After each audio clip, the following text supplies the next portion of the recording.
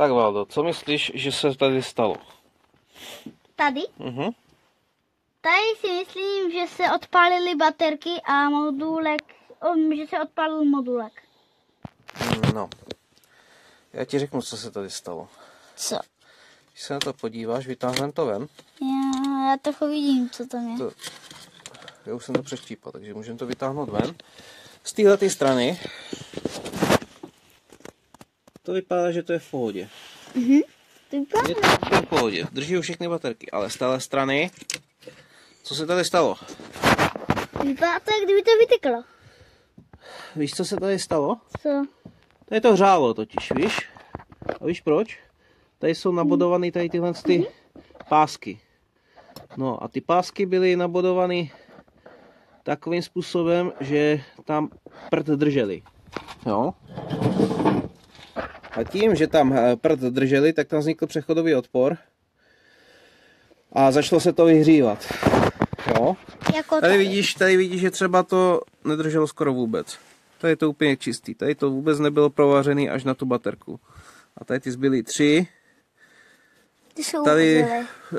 cože co? Že se uvozily tady ty. Nevíš.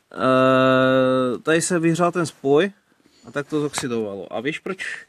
Tady je to v pohodě a tady ne. Přijdeš na to? Proč? Podle mě to navařili úplně stejným způsobem. Jenže tady na těch baterkách máš na vršku takový, jak kdyby plíšek. To je plusová elektroda. Jo? A ona je jak kdyby ve vzduchu. Takhle na tomto. Takže, když oni to bodovali, tak se to krásně provařilo. A připevnilo se to tam dobře. Jo, tak to chápu. Ale tady na téhle straně To hnusně přibodovali.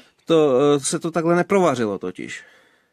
Proto to bodování bylo nekvalitní a stalo se to, co se stalo. No, tady vidím jenom lehké náznaky při bodování. Tamto, tak když se to rozebíral, tak to tam ani nedrželo. Takže je jasný, že se to muselo tady rozvařit. To byla možná funkční powerbanka, ale pak se rozvazila to tím. No. A jde to vidět i na těch baterkách. Že když se na ně podíváš, oni jsou takový spuchýřovatelí. Jak kdyby se hřáli. Jenom tady tahle jedna vypadá v pohodě. A to je podle mě z toho důvodu, že tím, že to odpadlo jako první, tak se vůbec nevařila. Tím pádem bylo vyšší zatížení jak na ty baterky, tak i ten pásek se víc hřál. Tady, co jsme rozdělali tu baterku z té akučky, to jsme zatím neměřili, ale vidíš, že tady jsou spuchřily všechny baterky. Jo, tady jsou všechny. Většinou to bývá tak, že třeba jedna odejde nebo 2 a kvůli tomu to nefunguje. Ale tady evidentně jsme natrefili na případ, kdy naprostá většina baterek bude jistě v háji. Takže teďka to stopneme a ty si rozebereš tady tuhle baterku. Tak my začneme s rozebíráním té baterky a pak začneme s Já mezi tím dílem. vytáhnu tady tohle proměřím, ale říkám, tohle bude určitě taky v háji. Jediná baterka, která si myslím, že z toho má šanci na použití, je tahle baterka. Proměříme to a uvidíme, jo? Není teď přepálená. Takže povedlo se nám to vydělat ven. Tak tady to jsem já rozšrouboval. Mezi tím to Valdík rozšrouboval. A tady vypadá, že to je vyhřátý úplně komplet celý. Zkontroloval jsem to bodování, ale to tam drží opravdu dobře. Takže tady nastal asi jiný případ, než to, že by selhalo při budování k té baterce. Jelikož to hřálo úplně komplet celý, všechny baterky, tak tady něco muselo selhat. Asi elektronika. To je, i ta baterka malinko naloupla. Baterky jsou kompletně v háji.